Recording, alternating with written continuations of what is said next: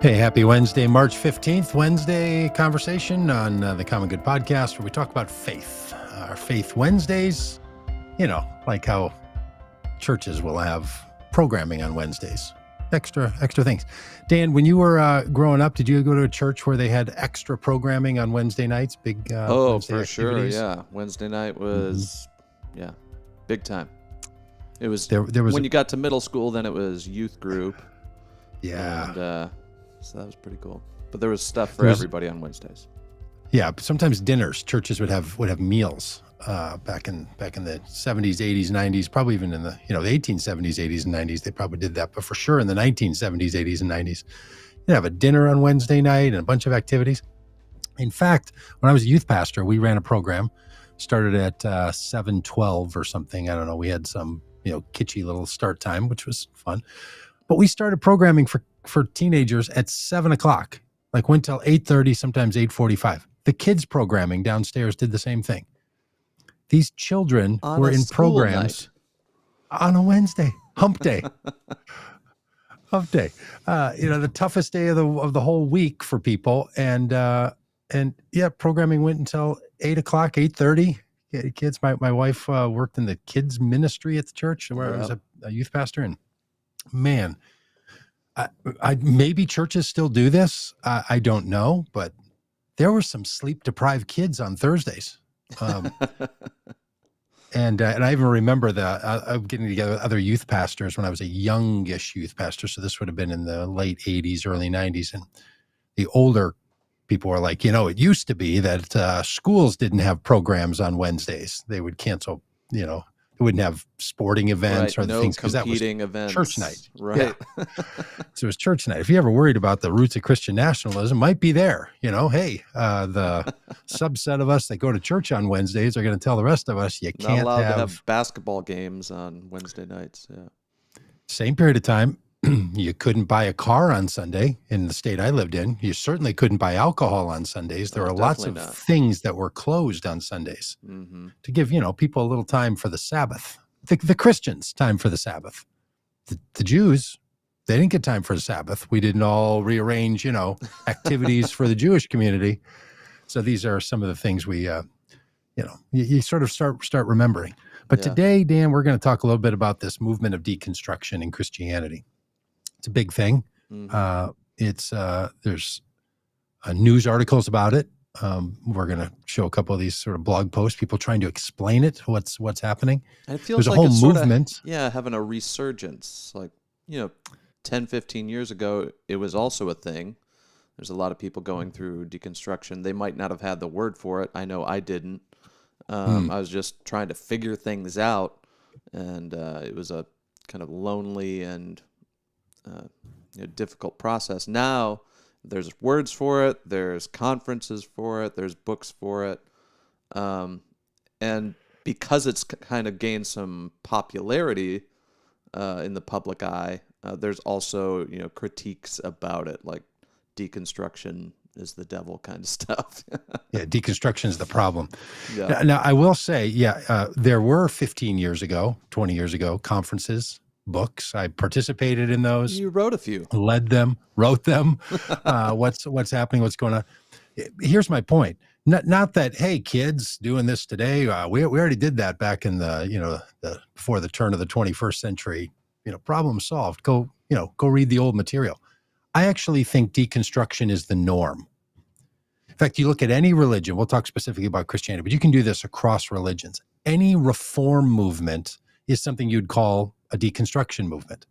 It's the heartbeat of the whole thing. So you can start going back through, the last 2,000 years of history. You can get yourself into the first century and hear Jesus say things like, "You've heard it said, but I say to you," like, what do you think that is? That is a classic, deconstruction statement. You can hear the prophets saying in the Jewish scriptures, you can hear the prophets saying to the priests, "How long are you going to keep killing animals? How much blood are you going to shed? How much is going to come rolling down the hill before you realize God doesn't want sacrifice? Like, let's stop the sacrificial system and move to what does the Lord require of you?" Say it along with me if you're from a Christian tradition that knew Micah 6:8. What does the Lord require of you? But to do justly and to love mercy and to walk humbly with your God. A deconstruction movement. You see the movement of the Jewish community from a nomadic peoples into an enslaved people. Then you get the Pentateuch, and you get the writing of the first 5 books of the Jewish scriptures. We call the Old Testament around my crowd. In that world, it's a deconstruct. Like, okay, we got a new set of rules here. We're going to operate by these commandments. Then you get the freedom of the people, and now a new set of commandments. So I think rather than looking at something like deconstruction as an odd moment in time, as if everything were moving along in steady pace, everybody's just jogging at the same level, and all of a sudden someone started running fast or stopped and started playing a trumpet, or somebody, ran off in the woods and built a little fort, rather than saying, why is someone now breaking the pattern, breaking the norm? This is what human beings do. This is a regular practice. It's actually a really good practice. Look, if you come from a religious tradition of Christianity in America and it has some affiliation with it, Church of God Anderson from Anderson, Indiana, or that's my people, yeah. Or you're Lutherans, or you're an evangelical, just a non-denominational, no background evangelical like I am, or you're a Catholic, or you're a Methodist, or you're a Presbyterian. All of those movements are social movements created by people in a particular place to accomplish a particular end. Right. They took their faith that they were handed to them, the traditions, the beliefs, and they said, some of these things are working for us and some aren't. We're going to change the things that are broken and try something new. Yes. And that process is most often most often referred to as, let's make it better. Okay. So there's one of the deconstruction movements is an improvement focused movement. Hey, I grew up in this tradition, or I've been looking at this thing, or the Spirit of God told me, or an angel showed up at night, or I read a Bible passage, something. I've realized we've got it wrong. Let's fix it. What we're doing isn't the way we should be doing it. We can make it better. We can improve it. We can create something new. And that's the project, right? So a lot of these traditions, when you go back in their history, they're like, well, that guy used to be a Presbyterian. And then he realized the Presbyterian church, and you talk to the Presbyterians, and they go, that guy used to be a Catholic, old John Knox. And now he comes out, he's created this other movement, right? So there's that kind. But then there's another kind, and that's what's happening now. This is what people have a hard time putting their finger on. The kind of deconstruction that says, I don't think this is working at all, and I got to get it off my back, right? Not, I want to make it better. Not, hey, our church function, our church practices, they're not quite getting there. Let's do some serious improvement of these practices and beliefs and all. Right. People instead are saying like, okay, this isn't working for me at all anymore. In fact, I think it's causing more harm than good. Now, what do I do with it? Yeah. That's a different project. Now, that's also been going on the whole time. That's not a new one. It's just we sometimes get confused when we hear deconstruction to believe, it's only for the people for whom they feel like it's been a problem, as opposed to people who feel like this could be a lot better. Right. Yeah, Diane in the chat says, can we get a definition before discussion? We'll give you several definitions throughout. Here's one from Brian Zond from his book, When Everything Catches Fire. He says, deconstruction is a crisis of Christian faith that leads to either a reevaluation of Christianity or sometimes a total abandonment of Christianity. I think that that's a pretty good definition. Brian's hitting on this thing that so the reevaluation is this improvement narrative in my language, and the total abandonment is this isn't working, I need to get it off my back. Perspective. Here's the thing, Diane, I think it's a great question. There are some definitions that only come in description and discussion. when you say, what is it? Well, the way you describe what it is in a story, because human beings are storytelling creatures. That's one of the things we do. That's one of the things consciousness does. That's one of the features of religion actually itself is it's a storytelling narrative, like all the other narratives in our human consciousness and human experience that involve in our mind and our bodies and our spirits and all this. All of that are storytelling perspectives. So what I'd encourage you to think about on deconstruction is, what is the story?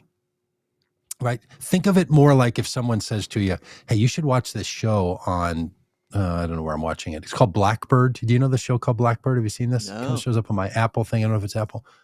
Or people have said, hey, you should watch this show, This Is Us, right? A big one that's you turned me on to, Dan, and now I see it everywhere. People talking about This Is Us. And if someone says, well, what's it about? Maybe The Last of Us. The Last of Us. Yeah. Slightly. Is that a different show? Have I been watching the wrong show this whole time? I don't know. Were you getting severely depressed in the post-apocalyptic zombie world, or were you feeling heartwarming feelings of family? Thank you so much for saving me from this. I never did watch This Is Us. That's why it's The Last of Us is what you're talking about. But boy, This Is Us is a nice phrase.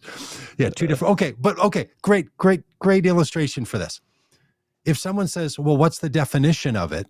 And you're like, well, the definition of that, if I start describing the show like you just did, like a heartwarming tale of a family coming to grips with its own past. My wife watches This Is Us. Or a post-apocalyptic story about how we're going to survive is The Last of Us. Okay, that's a description, right? So you're like, oh, I see. You're talking about that show that's currently out now, not This Is Us, the show that ended most recently. But it doesn't tell you what the story is, right? The description, the explanation of it isn't the same thing as, so what's going on? And that's the thing about deconstruction itself. Deconstruction comes out of a philosophical perspective. It's philosophers who introduced the idea of deconstruction. People, like Jacques Derrida, people like Jack Caputo and Religion in America. These are people that are using a philosophical category in the religious context to talk about religion and talking about the deconstruction of Christianity and religion. And what you do in deconstruction is to describe the lived experience. That's what deconstruction is. Just a little parenthetical for a minute. The word deconstruction in this use that we're talking about it now, most people's use of it when it applies to any social structure, especially religion, is not the word demolition. To deconstruct is the opposite of to construct, but it's not the opposite of to build. So the opposite of to build is to destroy or to demolish. Deconstruction is saying, let's look at how this thing is structured. Because it comes from a French word, deconstruction, and that French word doesn't mean to tear it apart. It means to understand and to examine it, to see it clearly for what it is. So some people, really like that use of the word deconstruction. Some people, what they mean by deconstruction is demolition or to destroy. Right. And people like Peter Rollins would actually use a different word that he calls it pyrotheology, where he's like, no, we need to burn it all down and build something new from the ashes. Those are two different things. Yep. And I think, too, the word deconstruction has sort of been hijacked in the way the word woke has.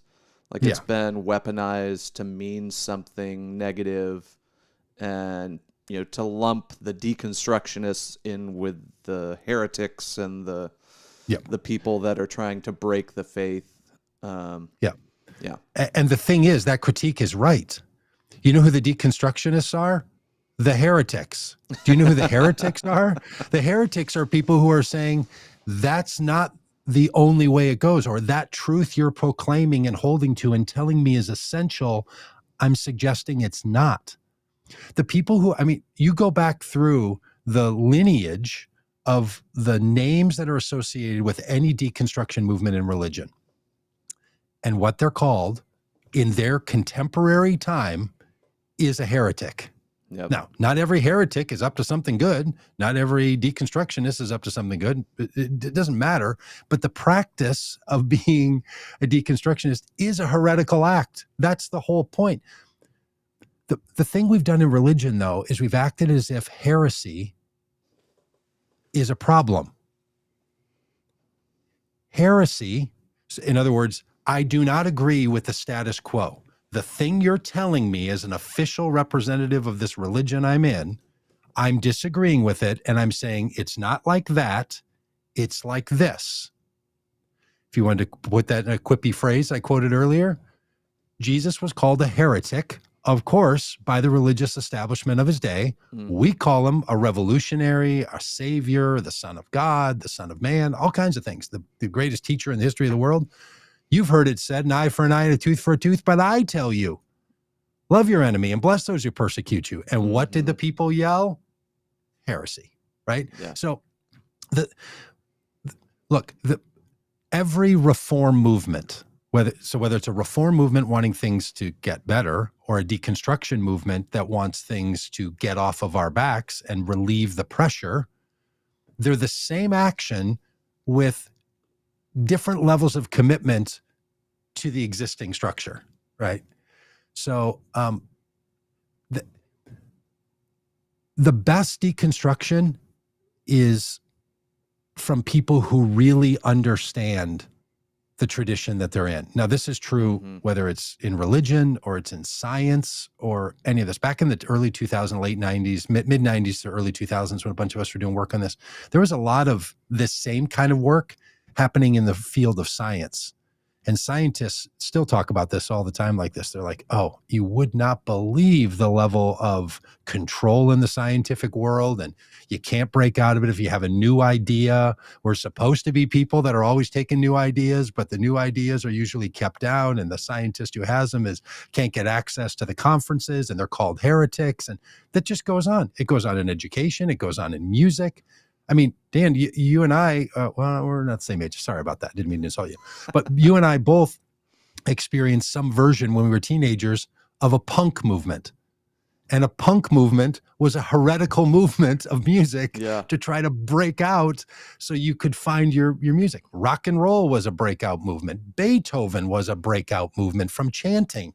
Like, that's just how it goes. The heretics are the ones who are doing this work. So rather than, like, in my view, trying to be careful about, like, okay, let's never say the H word. Let's make sure we're not trying to, scare people too much about change that we want to bring. Just acknowledge, hey, this is how it goes. People are going to see these things as heresy.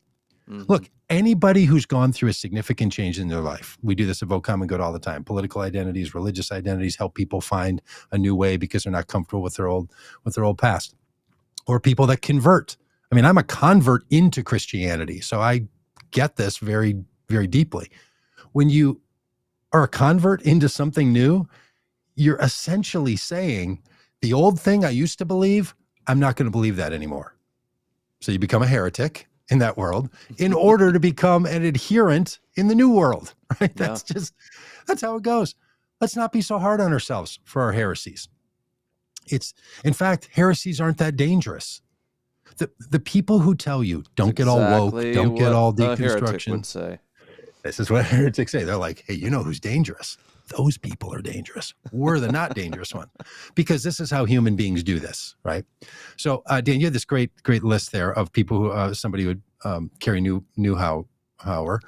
Am I saying that right? Yeah. Neuhoff. Totally different person than Carrie Neuhauer. But Carrie Neuhoff has this bit that's on the internet, really, really succinct in what it is, wants to suggest, look, there's 5 reasons young people are deconstructing their faith. No, I would just suggest he's describing 5 conditions in which people are deconstructing their faith. Because look, people have been deconstructing every faith all the time since day one. I mean, truly, you that's a feature, not a flaw, right? It's the especially in the Jewish tradition, like rabbis would wrestle with the text and debate it, and deconstruct it and put it back together. Like that was part of the fun, like.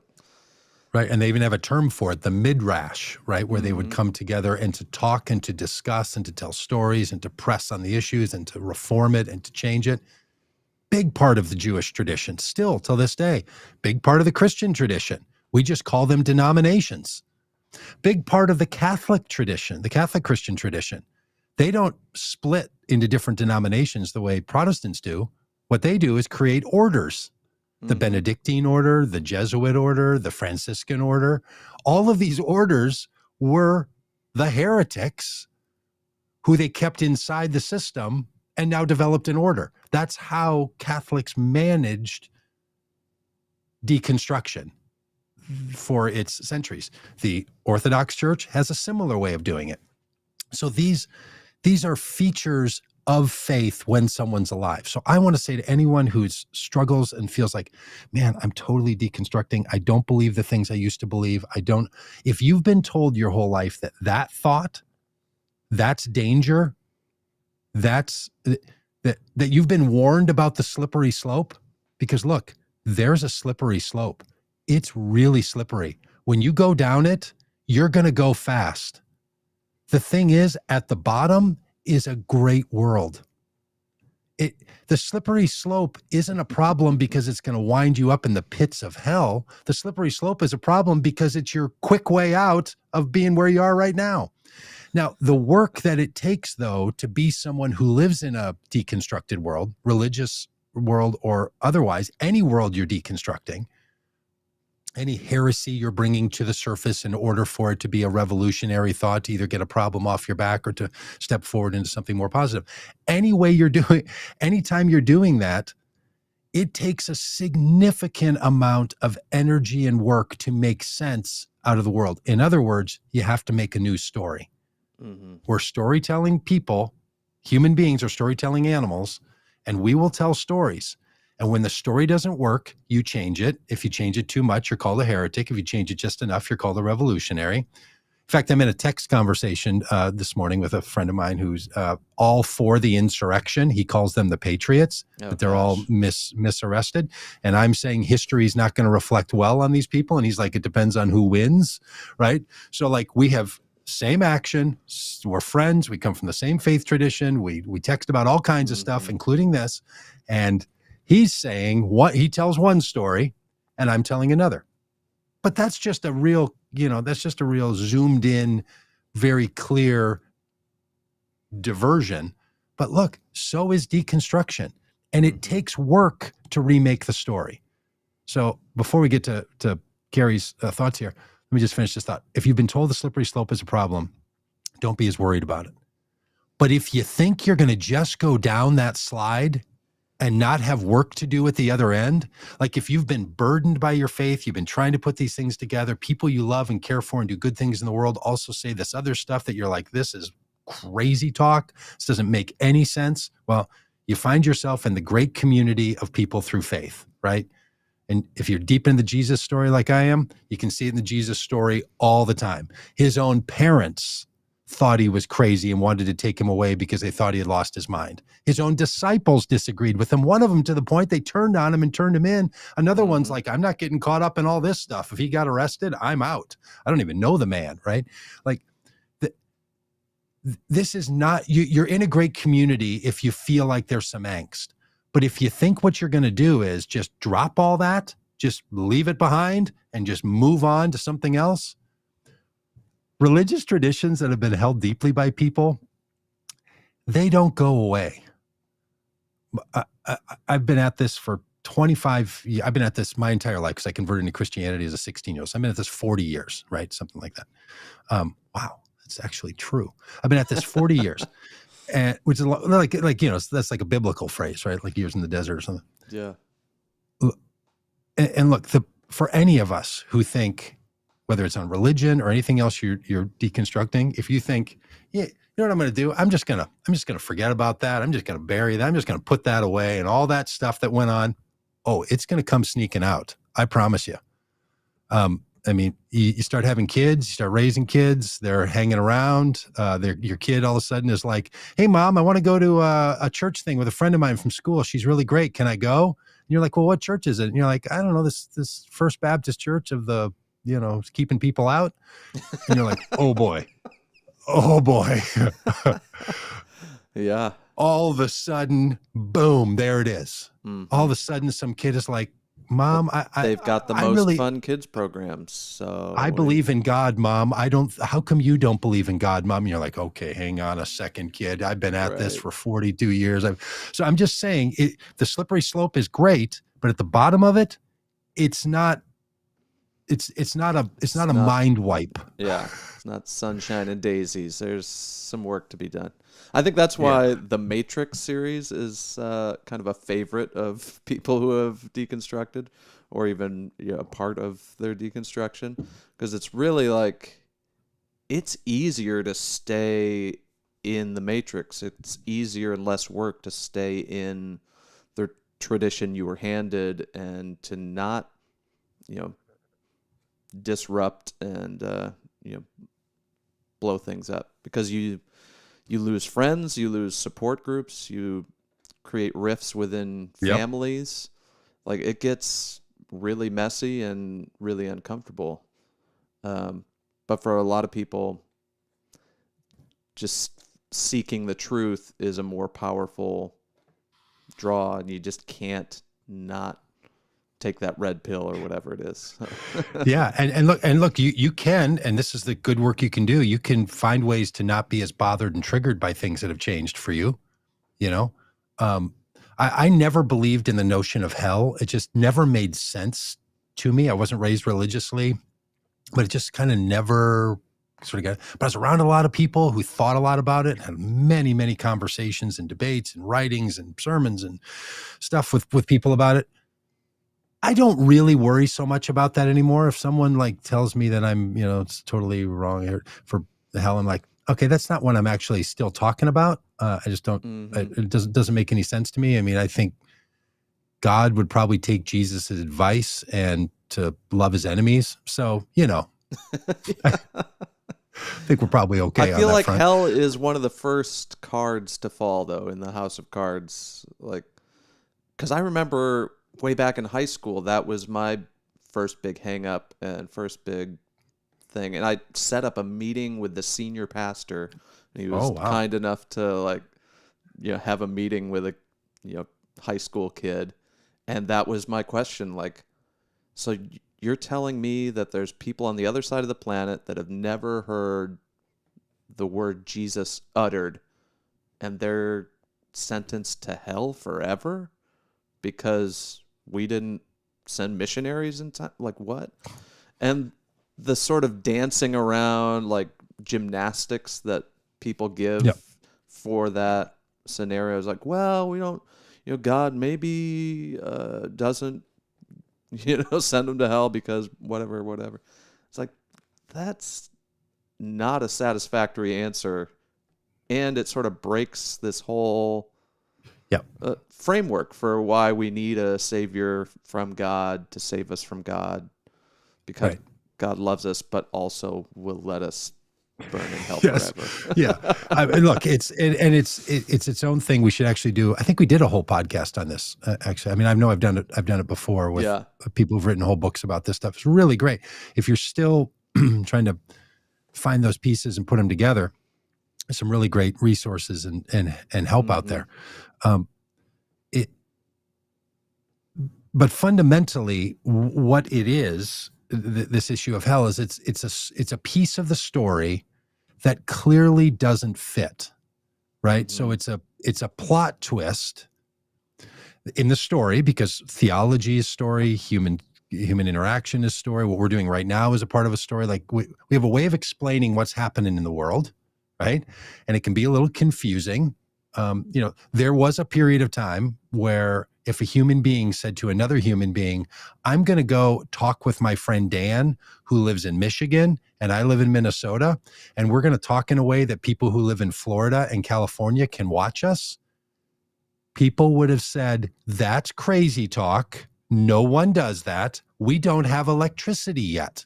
right? There was no way that would have made any sense, right? There's a piece of the story that just could not fit. And people would be like, okay, that's not a thing. I think you need some help, right? But now that's what we're doing right now. So this story we're in right now totally makes sense. People are like, oh man, like you guys just put your stuff out on the internet. Okay. Not a big deal. No one's dancing around, right? I mean, Alex was glad that she found us on time today so she could watch it live. Welcome, Alex. But Alex isn't like, it's a raging miracle, you know? There's a guy in Minnesota and a guy in Michigan, and they're talking, and then Noreen has some different opinions. She says, I'm in hell now. I'm in hell now.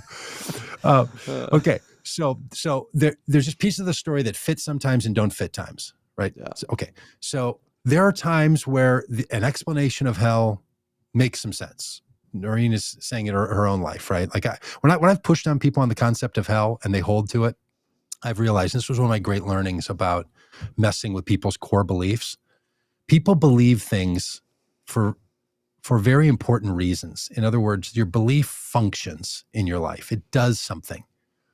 I remember sitting on a stage in a debate situation and deconstructing the notion of hell. In other words, talking about where it comes from, how we got it, how you actually don't believe it, and it doesn't make any sense. And I watched these people, their faces went from like anger to a little bit of shock to a little bit of like terror, because they started to realize because I talked to a person after, she was very expressive. So I said, I noticed throughout the night, and she goes, look, what I heard you saying was that God's not going to do anything about the evil in the world. And I was abused and I was wronged. And I hear you saying God doesn't care and there's nothing that will be done about the wrong.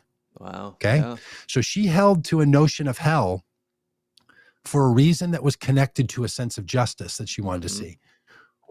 I hope she's been able to move in her life to a place to find a story where the justice of God can still be explained without the problems that I was raising and the problems that you're raising, right? So that's one of the benefits, one of the good things of deconstruction is it allows us to pull apart the belief, the idea, the teaching, the dogma, and say, what function did it play? What was it doing in life? How was it working? Because we still want that function very often, right? We want it to be, because the other argument is equally is perplexing. Oh, you believe in a God of love? Well, make that make sense for me. Where's that happening? Why is love so impotent? It can't do things about the evil in the world, right?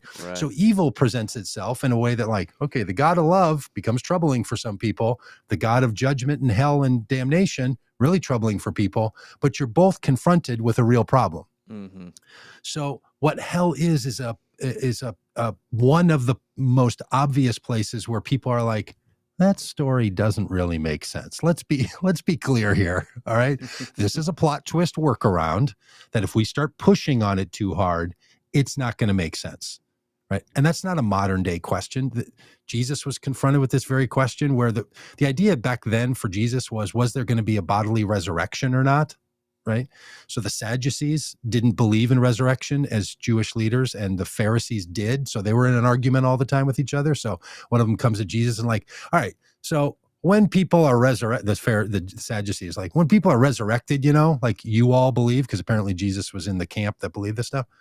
He's like, let's say a guy was married and then his wife died and then he got married and then that wife died and then he got married again.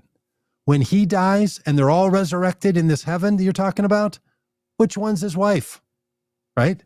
It's a great question. And then Jesus has this answer for it. Tune in later or read it on your own if you want the answer.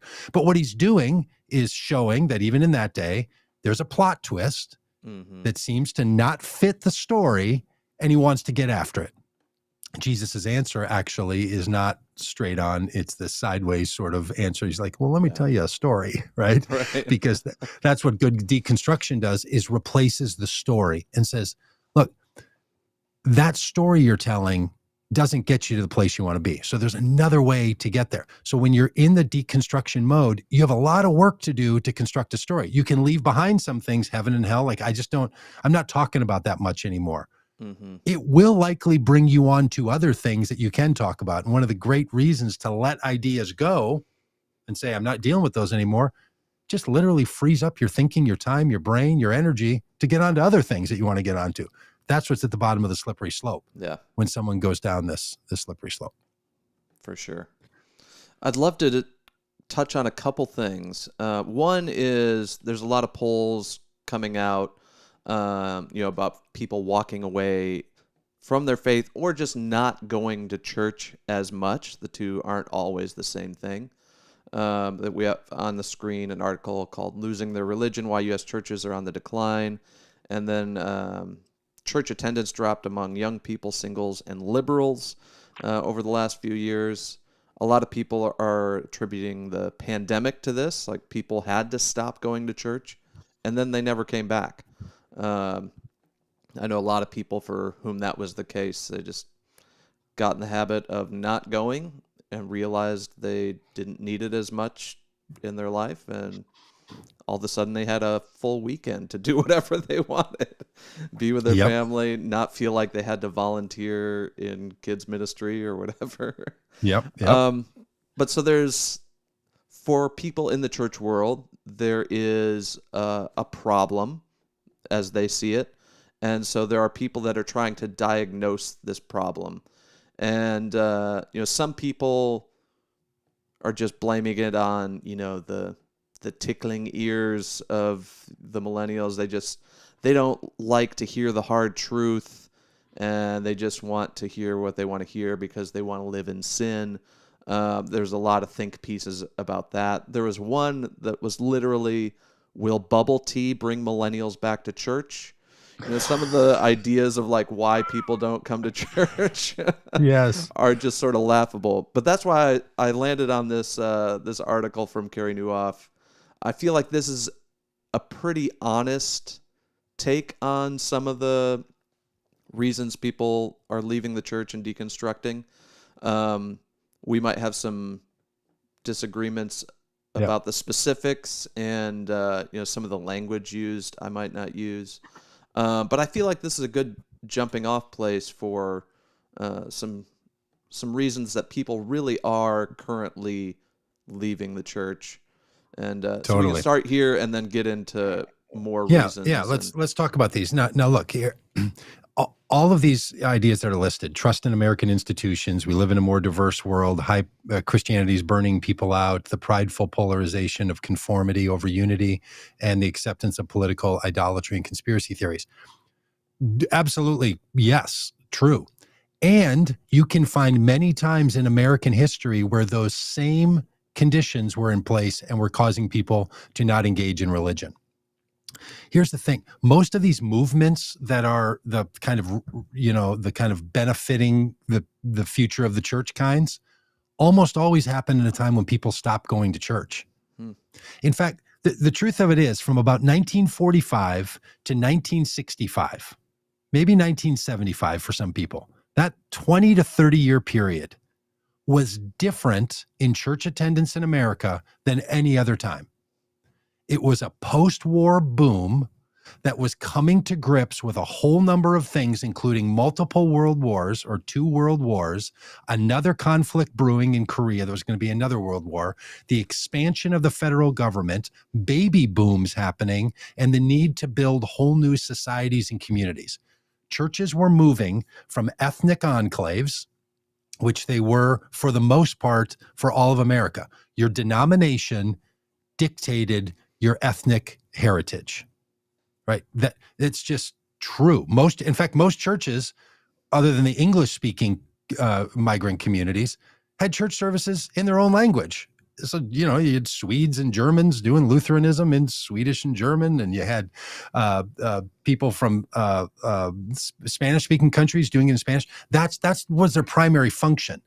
When we got in, and look, if you're super into this, I got a whole bunch of presentations on this. I write this stuff called The Inventive Age. I've got 4 books on it. All this stuff sort of describes this period we're in with these 4 periods of movement.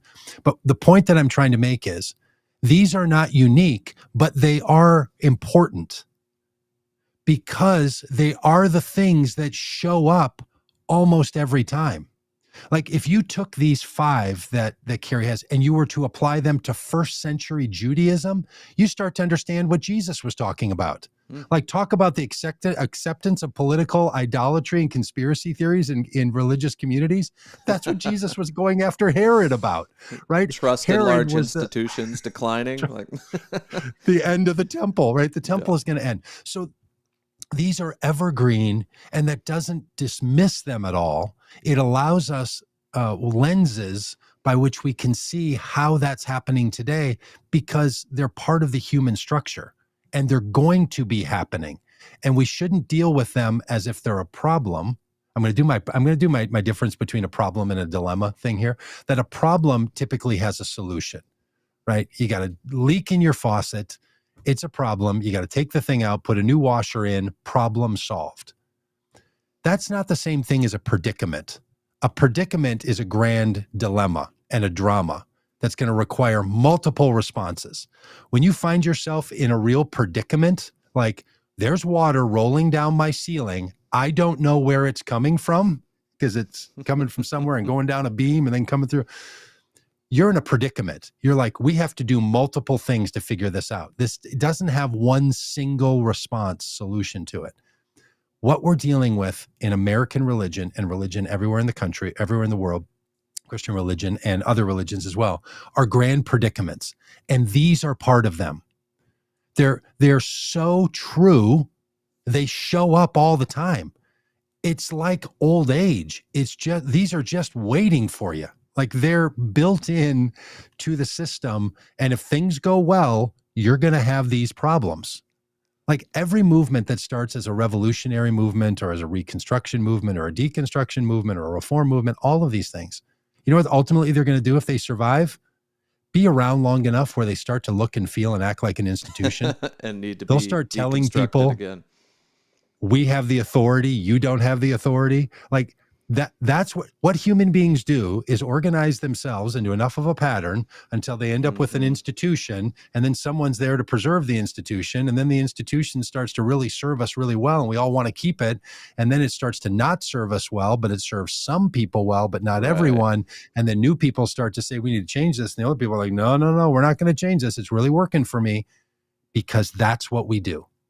This is how it goes. So there's a pattern to spirituality that that should take us through these cycles in really healthy ways. Unhealthy spirituality doesn't teach you how to be flexible as you face these issues. So I'm not dismissing these reasons, but I would just call them conditions that are actually recognizable conditions. Right. And one of the things that's not on this list should be, it's also there all the time, is destruction and abuse. Religious communities have been abusing people in those communities and not been a protection of that abuse often enough. And it's been around the whole time. And religion needs to prevent the abuse, needs to be used to prevent the abuse, not to accelerate it. Yeah. So it's a huge issue. It rarely comes up. It's more evident in our society today, both in the Catholic Church and the Protestant Church, because sexual abuse of children is so prominent across the system that it's almost like people are like, well, yeah, of course that happens. No, that's a real problem. And that does religion seem to be doesn't the glaring, cause it, but religion doesn't prevent it often enough. Yeah, that does seem to be the glaring omission from this list. Like when you talk to the average person who is deconstructing or has deconstructed or who has just left the church, like top of the list is physical, sexual, or spiritual abuse that went unchecked and unpunished by the people in power at the church. Yep. Yeah. Or perpetuated by the people in power in church, right? Like, hey, usually we know this happened. We can't do anything about it because the cost of doing the right thing right now is going to cause this other damage. And now we're in damage mitigation conversations. And that is just, look, it's real. And religion needs to have built into it that it's going to deal with it. And most of our systems, structures, institutions, they're not prepared for it. They don't, we're just not doing it. Not doing it well. So, all right, should we take a little time and talk about each of these as they impact the current situation? Sure. Yeah. Well, I think we can breeze over a couple of them, but number 3 was interesting to me. The high performing Christians are simply burning out, and there's this quote from it. It says, "No one loses a lot of sleep if the spiritually apathetic or consumer centric churchgoer deconstructs their faith. Yeah. But when it's popular Christian singer songwriter, a former missionary, a member of the worship team, or a heavily involved church volunteer, people start paying attention." Um, yeah, the language and like disregard is one thing, but it points out that it's not just the people on the sidelines, the casual observers that are like, it's not really for me. It's the people that are in it the deepest. It's the people that are fully bought in, have devoted their lives to this thing, and then something happens to trigger this deconstruction. And I think that is the biggest shock to the system that I see. 100% true.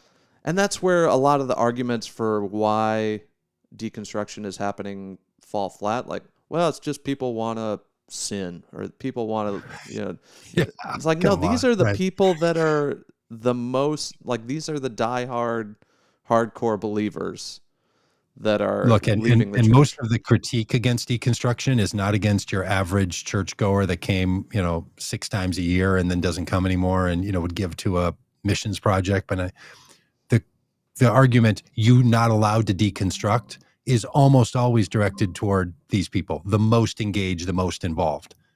That when we were doing this stuff back in the late 90s and early 2000s, we were doing the deconstruction conversations at pastor conferences, not at parishioner conferences, because the people we knew who were going through this deconstruction were the pastors, the most engaged. Like, we would sometimes say, hey, Gen Xers aren't coming to your church. In the 1993, I wrote this report, like, why are kids and Gen Xers not going to church? Maybe it should look more like David Letterman and less like Johnny Carson, right? Okay, whatever. You're just doing your best, right? You're finding your way.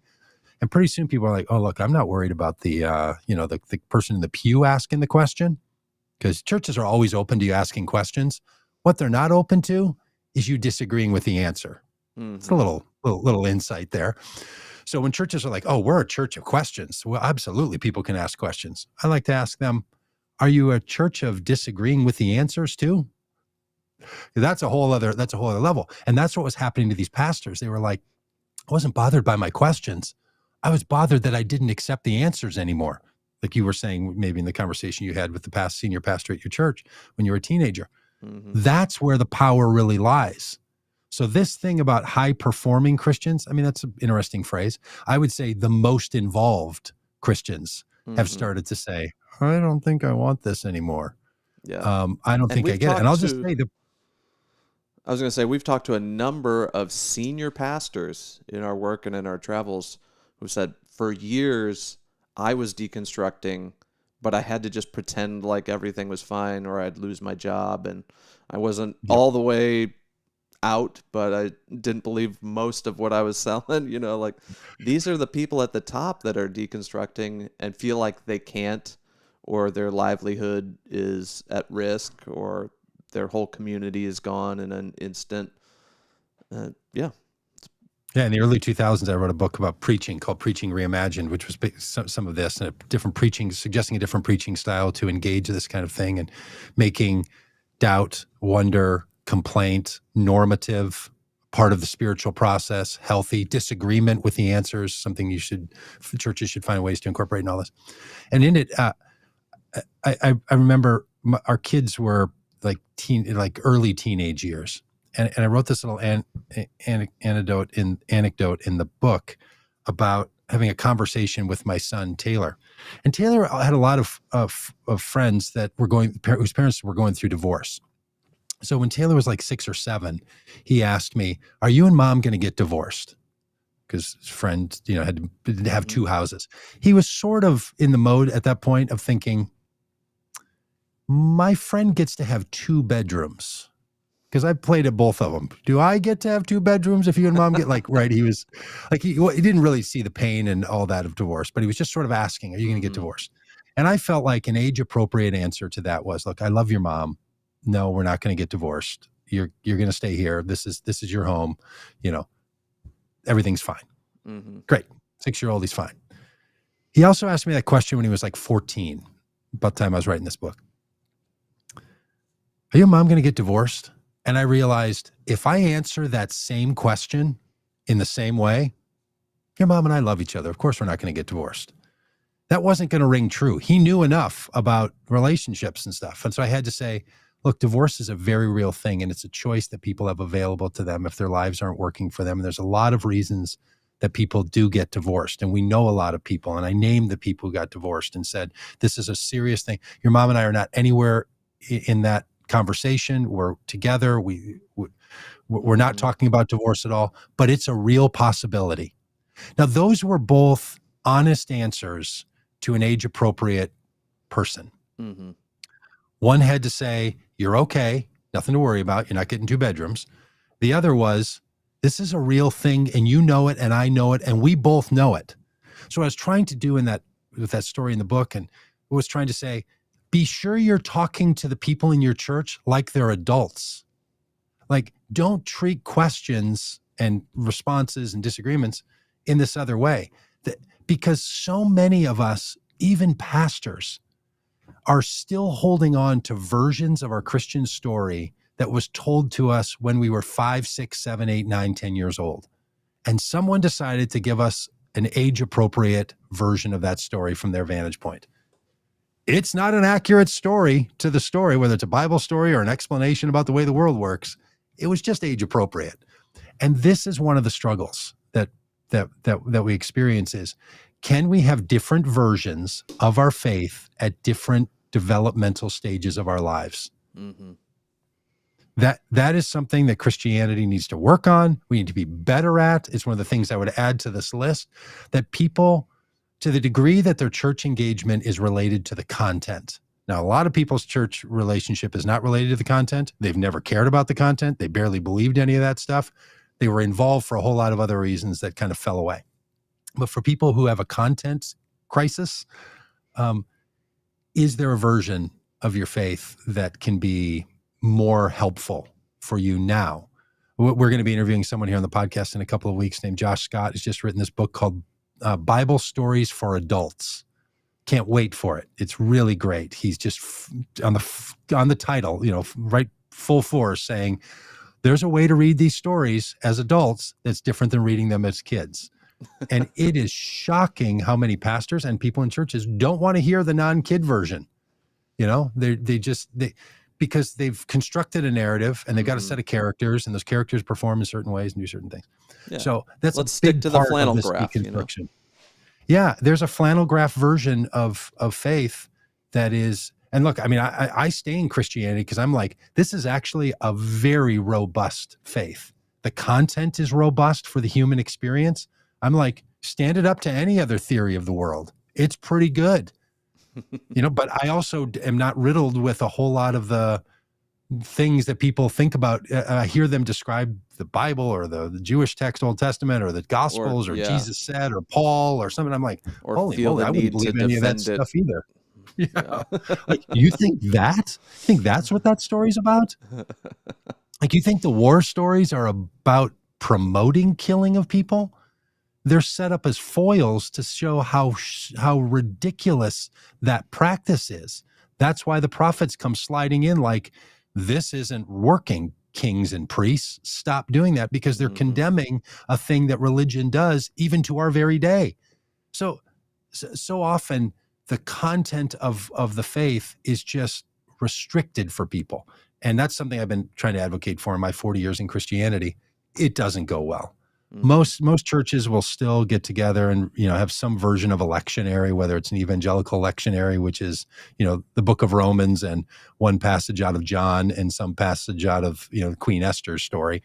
That's their liturgy. And others, are just going to read random Bible verses, one from the Old Testament, one from the New Testament, one from the Gospels, that have no storyline hooking them together at all. And people are just like, I don't know what's going on. I'm just hearing people read snippets of stories. Like, you opened up 3 books books and read a half a paragraph out of each of them. Makes no sense to me at all. And I go to a church that now, I'm not a pastor in a working capacity anymore in a church. So I go to church and they do that. And I'm like, boy, fortunately I know these stories, but they're like, you're like singing a love medley with song lyrics from 5 different songs and trying to construct something else. And it's not working. This song medley is just really having trouble here. So the content is a huge problem. That look, I get it. Kerry doesn't get after that. He doesn't need to. That's one of my ballywicks, is I think that at least to the people still staying around, we should find a way for the content to be a little better. Yeah, number 5 on his list is the acceptance of political idolatry and conspiracy theories in Christian communities. This could also probably be described as Christian nationalism creeping into the church, which we talk a lot about. And he quotes Amy Peterson, an author of Where Goodness Still Grows.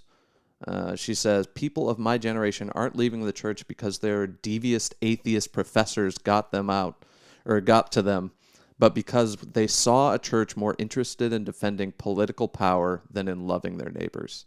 I think that's a pretty good quote right there. And that's, for a lot of people I talk to, gets at the root of it.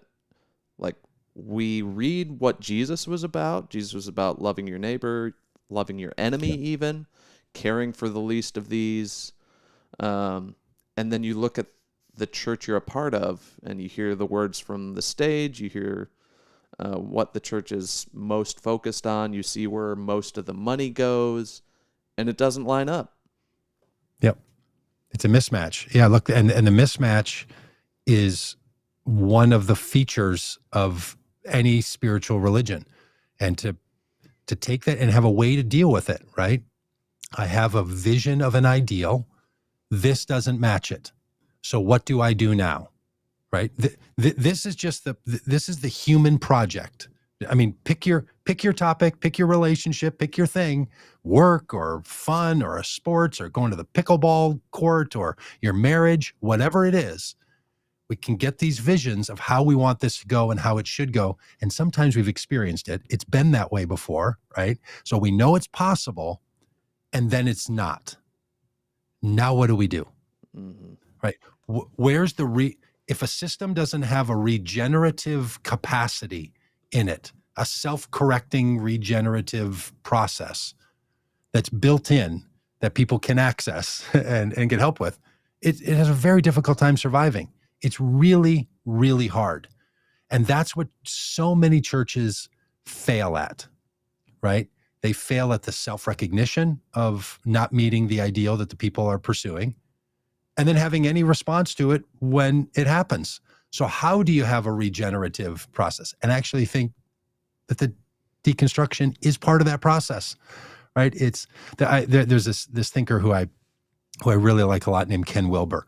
Ken Wilber's into purports an idea that I also really like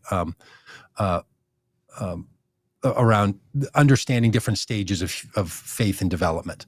And one of the things that he says in his work is that when someone's transitioning, he calls it spiral dynamics, which I really like, because I like the notion of a spiral and I like the idea of dynamics. So I like this a lot. But in spiral dynamics, he says one of the features that people are going to experience is that if they're going to be healthy, what they need to do is transcend their past. Because if you don't transcend your past, you're going to get stuck. But then you have to embrace the pieces of your past that were beneficial to you.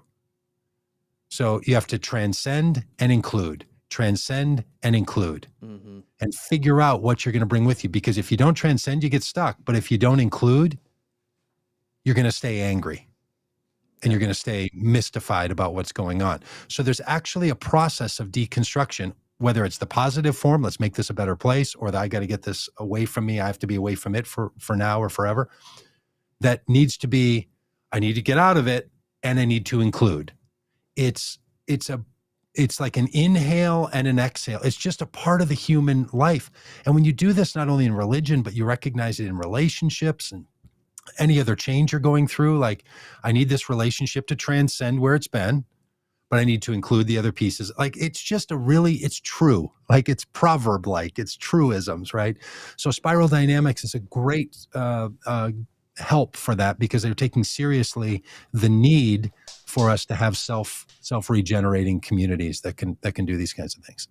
So, all right, it's been kind of a rambling conversation on this topic, but that's what you get when you wind up a guy who's got 25 years of talking about this and is like, let me throw some fastballs on all of this. Yeah. And look, also be gentle with yourself. Be good to yourself in this. It's okay. What you're going through is normal. Don't act like this is abnormal. It happens. It goes on. It's not just right now. But it is right now, right? It's both of those things. It's I like this phrase, non-identical repetition. It's this thing happening again. It's not exactly the same, but it's really similar. And that's good news. We're in a very human experience doing this, and there are pathways in and through and with it that are really rather positive. Yeah. And I'll just say this, this is just like a high view, like 30,000 foot view of deconstruction. There's so much more to be said. We didn't even get into like the church's opinion and treatment of women over the years and how that has led to so many people leaving the church. And I'll also just say, if you're going through deconstruction, it can be really lonely. You can lose community. You can lose relationships. So hopefully you can find someone to walk with, and maybe that's this online community that you are watching this from or listening from. If you're watching from the Christian Left Facebook page or our Facebook page, hopefully you can meet some like-minded people that are going through this as well. But also just reach out. Email us at info@VoteCommonGood if you want to talk more to someone about this. We've got lots of, and in fact, over on our website at VoteCommonGood.com, we have a project right now. We're asking people to tell their stories. You can write your story, or you can use the little plug-in on your phone or on your computer that turns on your camera, and you can record your story. 5 minutes time of you telling us your story. You can make multiple ones of them if you want. We would love to hear them. We're pushing that now. We want people to tell their stories. Your story of your own development of faith. Maybe it's been about politics and religion. Maybe it's just about politics. Maybe it's just about religion. We'd love to hear it. So just know these stories are crucial, and we want other people to hear them. It's at VoteCommonGood.com. And I saw some comments in here from Jim and Alex. All right, here's our basic schedule. Our basic schedule is we do these live streams and podcasts Tuesdays, Wednesdays, and Thursdays. Politics, faith, science, and economics are the themes for each of those days. Most of the time on Tuesdays, they're at 9 a.m. Central Time. Most of the time on Thursdays, they're at 8 a.m. Central Time. On Wednesdays, they're somewhere between 9 and 10 a.m. Central Time. Is that most convenient for viewers? No. Is it most convenient for the people having to put this together? I'm afraid so. So that's why. Generally speaking, that's it. Sometimes there's a Monday pop-up. Sometimes there's a Friday pop-up. Sometimes because of a guest or something else, we have to do it at 2 o'clock in the afternoon. Sometimes it breaks. But 9 a.m. Tuesdays, sometimes 9 a.m. Wednesdays, 8 a.m. Thursdays, most normally. But we got a lot going on. Next week, it's going to be a lot of pre-records. Dan's going to be away enjoying. Are you going to the sun somewhere? Are you going somewhere? Yeah, we're going to Florida. Oh, welcome. Hey, don't go to the Hyatt, because apparently the governor of Florida decided that they can't have liquor license down in Miami because they hosted a drag queen show. So the governor there decides that he's going to tell businesses how to run. So watch out for that on the loose. if you're down there. And I'm going to be in London, and we're helping to co-host an event on Christian nationalism around the world. And so we've pre-recorded some conversations that you're going to see next week. We'll try to post those on that schedule.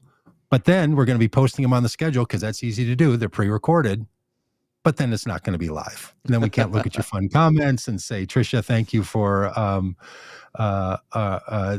notifications, which, yes, the notifications on YouTube, which is where we love for you to watch, or on Facebook is where we also do our notifications, and on Twitter and the other places.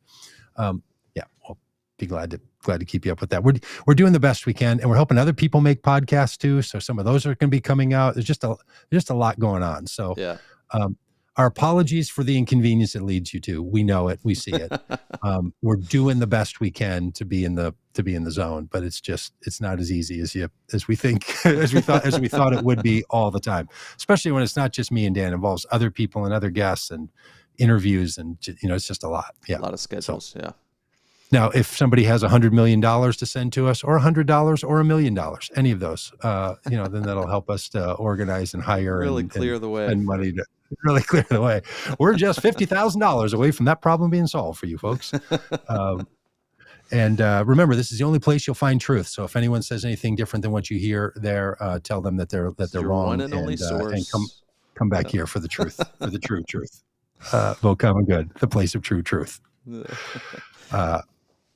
Tongue in cheek on that one, in case somebody was thinking. Hopefully obvious sarcasm, but you never know. Some people. No, I've realized there are people who just sarcasm, not their love language. Don't like it, don't appreciate it. It doesn't go over well. So just kidding. But thanks for being with us. That's why people have to write in text messages JK, right? Because it doesn't always work. So, yep.